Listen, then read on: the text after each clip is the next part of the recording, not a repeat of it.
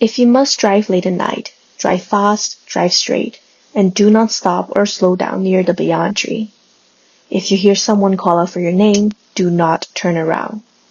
These are the warnings given out by the village elders, passed from one generation to the next, in order to keep everyone safe.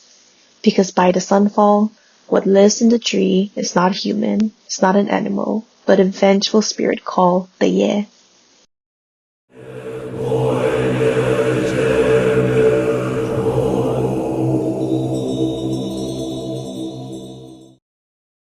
Our story takes place in a small village in Myanmar, where a taxi driver was driving back late at night after dropping off his wife in his mother-in-law's village, so that she could spend a night there.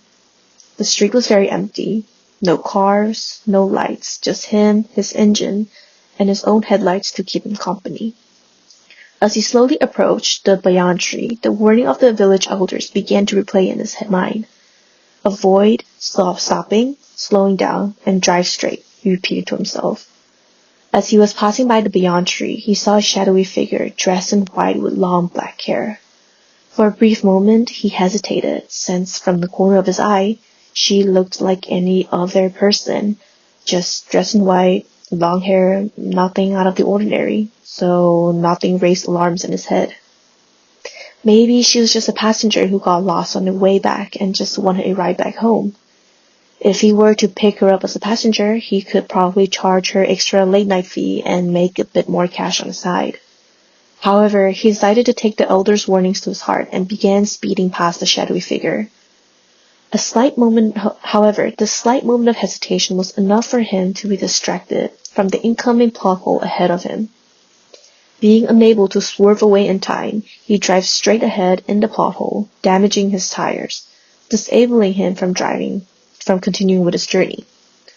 After trying to rev his engine and few more futile attempts, he was stuck in place and had no choice but to spend a night there, since the nearest village was at least 20 minutes drive away. He quickly checked to make sure all 4 doors of his car were locked and turned off an engine and settled back in the back of the car. Despite his less than ideal resting spot, he figured that since the sun would rise in a couple hours, there would be no harm in taking a quick rest, since the night would not be long. As his eyelids slowly began to droop, he started hearing tappings on the side of the car. At first, he tried to ignore it. Maybe it was a loose tree branch that's rattling against his car. But soon the tappings grew louder and louder, and began to be accompanied with heavy breathing. He had no choice but to sit up and start looking around for this distracting of a sound. He peeked out the side of his car and saw a shadowy figure who was initially standing near the Bayan tree, now slowly approaching his car and into his view. He quickly turned away before he came face to face with her, and quickly got in front of his car and began trying to work on his engine again. With the adrenaline pumping in his vein, he kept on desperately pressing on the gas pedal and revving his engine, hoping to overcome this plot hole that his tires stuck in. After a few more desperate attempts, his tires successfully escaped the plot hole, and he began to quickly head down the road. However, in the distance, he began to hear a very familiar voice calling out for his name. "Dear, dear, why did you leave me behind?" And out of instinct, he turned around to check for the voice, because it sounded very eerily similar to his wife's. And that's when he made eye contact with the shadowy figure. All of a sudden, his body froze and started convulsing.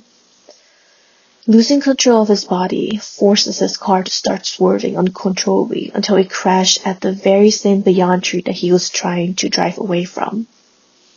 As he was in and out of consciousness from the crash, he heard a chilling whisper in his ears. "Why did you turn around?" The next morning, the taxi was found crashed at the Bayan tree, the driver still inside. His face and body showed no signs of attack or damage, and he seemed like he was in deep slumber, though he was no longer breathing. His story was one of the many cases reported that involved accidents with the Bayan tree. And the locals till this very day avoid driving very late at night in this very road. So if you ever find yourself there, and you see someone waiting by the Bayan tree calling out your name, don't stop, don't slow down, and whatever you do, don't turn to look back.